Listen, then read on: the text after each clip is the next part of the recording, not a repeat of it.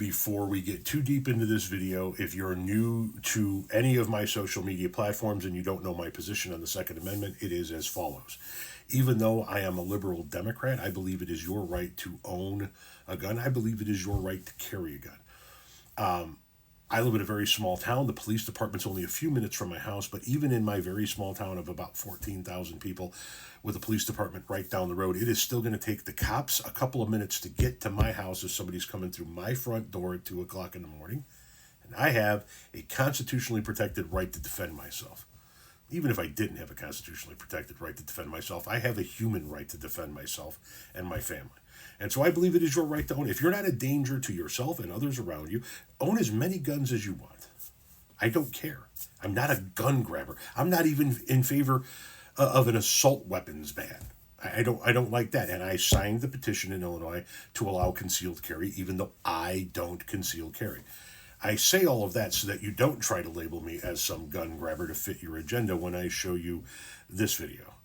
It isn't the left who's truly trying to come and get your guns. As a matter of fact, the entire 8 years Barack Obama was in office, I think, and I might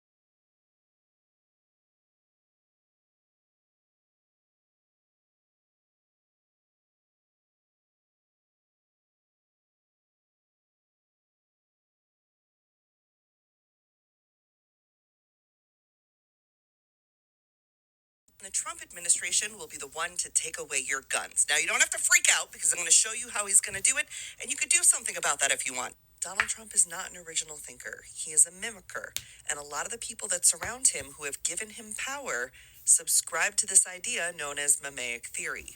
And Donald Trump has made clear that the folks he mimics or wants to be in society with are autocrats and other dictators.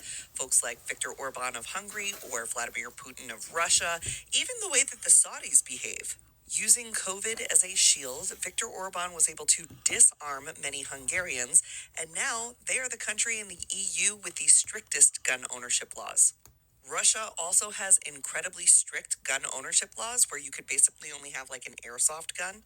And after the German dictator had his second rise to power and had fully captured society, he passed a new set of gun regulations in 1938. It started small by softening the ground on only disarming the people that this new Nazi society had found as undesirables. And then he convinced regular German people that they should give up their arms to the war effort. And you're probably like, he's not going to take our guns. He ran on not taking our guns. It won't be Trump that takes them. It will be her. And every single gun-owning organization in America was against her becoming the Attorney General. She has supported red flag gun confiscation orders, a ban on 18 to 20-year-olds being able to buy a weapon. She also helped Rick Scott draft this thing called the Gun Violence Restraining Order. And this is how they're going to do it, so pay attention. The Gun Violence Restraining Order allows her to permanently take away the guns of anyone who is even accused of potentially misusing them or having thoughts about misusing their weapons. Here's how she presented this to President Trump back in 2018 in his first term. We've been rewriting it, and we are going to bring in something called the Gun Violence Restraining Order.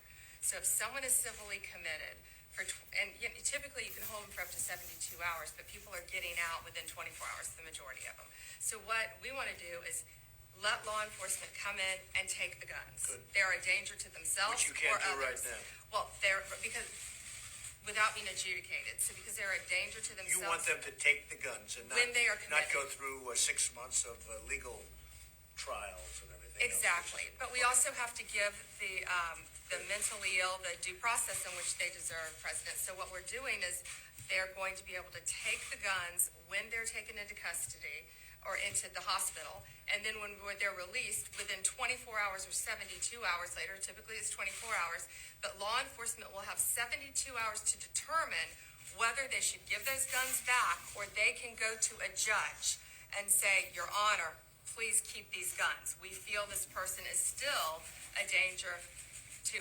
And now she's the Attorney General of the United States, and she will be responsible for who gets to have guns. It is not a hard line to draw. We have done this a million times, okay? You may think it won't happen to you, but so did all of those federal workers, and so did those workers at the VA. They didn't think they were going to get fired. They didn't think they were fraud and waste. It will happen to you the same as it happens to us.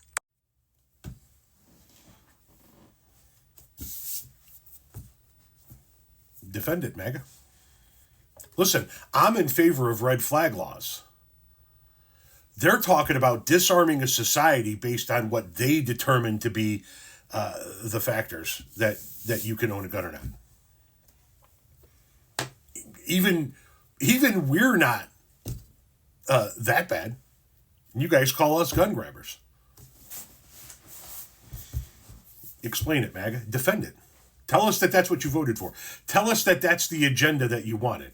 If somebody makes a call on you tonight and says, hey, we got a problem here, it is Pam Bondi and Donald Trump's position that the police should be able to come and get you, take your guns from you, and if you get released from your 24 to 48 hour hold, they can still go to a judge and go, yeah, don't give him his guns back.